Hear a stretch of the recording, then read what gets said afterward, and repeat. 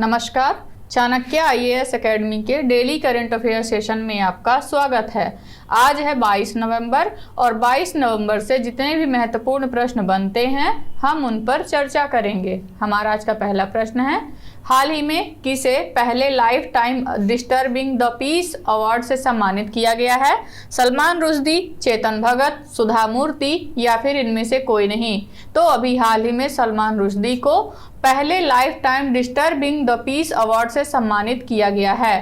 प्रसिद्ध लेखक सलमान रुश्दी को पहले lifetime disturbing the peace award से सम्मानित किया गया है। सलमान रुश्दी को upper east side Vaclav Havel center द्वारा आयोजित एक आश्चर्यजनक समारोह में यह पुरस्कार प्रदान किया गया है। इस समारोह की मेजबानी अनुभवी CBS पत्रकार लेस्ली स्टॉल ने हैवेल सेंटर में की थी। हमारा आज का अगला प्रश्न देखेंगे, हाल ही में भारतीय रेलवे किसके सहयोग से भारत गौरव पर्यटक ट्रेन की शुरुआत करने जा रहा है? पर्यटन मंत्रालय, रेल मंत्रालय, IRCTC या फिर इनमें से कोई नहीं? तो अभी हाल ही में भारतीय रेलवे IRCTC के सहयोग से भारत गौरव पर्यटक ट्रेन की शुरुआत करने जा रहा है। IRCTC के सहयोग से रेल मंत्रालय एक और ट्रेन शुरू कर रहा है। इस ट्रेन का नाम भारत गौरव टूरिस्ट ट्रेन है, जो 17 नवंबर 2023 को छत्रपति शिवाजी महाराज टर्मिनल से रवाना हुई है। देखो अपना देश और एक भारत श्रेष्ठ भारत पहल को बढ़ावा देने के लिए इसकी शुरुआत की गई है। हमारा अगला प्रश्न देखेंगे, हाल ही में संयुक्त सैन्य अभ्यास मित्र शक्ति 2023 का आयोजन भारत और किस देश के बीच किया जा रहा है? नेपाल, भूटान, श्रीलंका या फिर बांग्लादेश? तो अभी हाल ही में भारत और श्रीलंका के बीच संयुक्त सैन्य अभ्यास मित्र शक्ति का आयोजन किया जा रहा है। संयुक्त सैन्य अभ्यास मित्र शक्ति 2023 का आयोजन भारत और श्रीलंका के बीच पुणे, भारत में किया जा रहा है। एक्सरसाइज मित्र शक्ति 2023 का आयोजन 16 से 29 नवंबर 2023 तक किया जाएगा। इसमें भारत का प्रतिनिधित्व मुख्य रूप से मराठा लाइट इन्फेंट्री रेजिमेंट के सैनिकों द्वारा किया जा रहा है। हमारा आज का अगला प्रश्न देखेंगे, हाल ही में किस बैंक ने जल्द ही सिंगापुर और अमेरिका में योनो ग्लोबल ऐप लॉन्च करने की घोषणा की है? भारतीय state bank, Canara bank, bank of India या फिर यूनियन बैंक ऑफ इंडिया? तो अभी हाल ही में भारतीय स्टेट बैंक ऑफ इंडिया ने यह घोषणा की है कि वह जल्द ही सिंगापुर और अमेरिका में योनो ग्लोबल ऐप लॉन्च करेगा। भारतीय स्टेट बैंक ने जल्द ही सिंगापुर और अमेरिका में योनो ग्लोबल ऐप लॉन्च करने की घोषणा की है। इसके साथ ही भारतीय स्टेट बैंक अपने ग्राहकों को डिजिटलीकृत प्रेषण और अन्य सेवाएं भी प्रदान करेगा।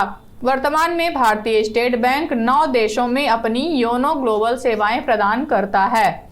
हमारा आज का अगला प्रश्न देखेंगे, हाल ही में विश्व बाल दिवस कब मनाया गया है? 18 नवंबर, 19 नवंबर, 20 नवंबर या फिर 21 नवंबर? तो अभी हाल ही में 20 नवंबर को विश्व बाल दिवस मनाया गया है। प्रतिवर्ष विश्व बाल दिवस 20 नवंबर को ही मनाया जाता है। विश्व बाल दिवस 1959 में संयुक्त राष्ट्र महासभा द्वारा बाल अधिकारों पर कन्वेंशन को अपनाने और बाल अधिकारों की घोषणा का प्रतीक माना जाता है। विश्व बाल दिवस अंतर्राष्ट्रीय भाईचारे को बढ़ावा देने और बाल कल्याण और उनके अधिकारों के बारे में जागरूकता फैलाने के लिए मनाया जाता है। विश्व बाल दिवस 2023 की थीम रखी गई है, हर बच्चे के लिए हर अधिकार। हमारा आज अगला प्रश्न देखेंगे, हाल ही में किस राज्य सरकार द्वारा छात्रों के लिए समान अवसर सुनिश्चित करने के लिए हर बच्चे के लिए हर अधिकार अभियान की शुरुआत की गई है? राजस्थान, उत्तर प्रदेश, पंजाब या फिर हरियाणा?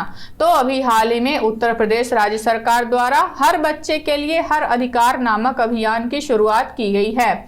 उत्तर प्रदेश राज्य सरकार द्वारा छात्रों के लिए समान अवसर सुनिश्चित करने के लिए हर बच्चे के लिए हर अधिकार अभियान शुरू किया गया है। इस अभियान का नेतृत्व पावर एंजल और बाल संसद द्वारा किया गया है। इस अभियान की थीम लैंगिक समानता और देखभाल और समर्थन पर केंद्रित है। यह अभियान समानता और समावेशन पर केंद्रित है और 25 नवंबर तक प्राथमिक, उच्च प्राथमिक और कस्तूरबा गांधी स्कूलों में दैनिक गतिविधियां भी शामिल हैं। हमारा आज का अगला प्रश्न देखेंगे, हाल ही में भारत सरकार ने Atal innovation mission circular economy startup को आगे बढ़ाने के लिए किस देश के साथ समझौता किया है? ऑस्ट्रेलिया, रूस, जापान या फिर फ्रांस? तो अभी हाल ही में भारत सरकार ने Atal innovation mission circular economy startup को आगे बढ़ाने के लिए ऑस्ट्रेलिया के साथ समझौता ज्ञापन पर हस्ताक्षर किए हैं।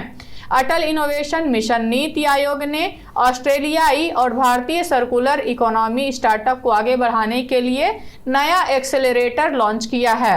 अटल इनोवेशन मिशन देश में नवाचार और उद्यमिता को बढ़ावा देने के लिए भारत सरकार की एक प्रमुख पहल है। हमारा आज का अगला प्रश्न देखेंगे। हाल ही में 72वीं मिस यूनिवर्स का खिताब जीतने वाली सेनिस पलासियोस किस देश की रहने वाली हैं? म्यांमार, निकारागुआ, कोरिया या फिर अमेरिका? तो सेनिस पलासियोस निकारागुआ की रहने वाली हैं, जिन्होंने 72वीं मिस यूनिवर्स का खिताब जीता है। मिस निकारागुआ सेनिस पलासियोस को 72वीं मिस यूनिवर्स के लिए चुना गया है।